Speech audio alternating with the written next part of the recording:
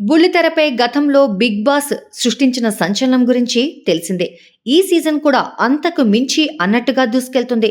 నాగార్జున హోస్ట్‌గా వ్యవహరిస్తున్న ఈ సీజన్ ప్రారంభం నుంచి అంచనాలను అందుకుంటూ ప్రేక్షకులను అలరిస్తోంది. సెప్టెంబర్ 1న ప్రారంభమైన బిగ్ బాస్ తెలుగు 8 తొలి ఎపిసోడ్ అద్భుతమైన విజయం సాధించింది.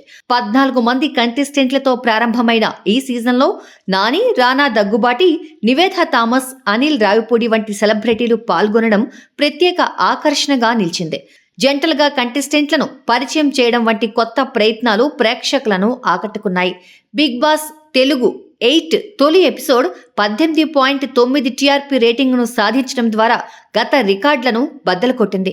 ఇది బిగ్ బాస్ తెలుగు చరిత్రలోనే అత్యధిక టీఆర్పీ రేటింగ్. ఈ విజయం గురించి హోస్ట్ నాగార్జున సోషల్ మీడియా ద్వారా తన ఆనందాన్ని వ్యక్తం చేశారు.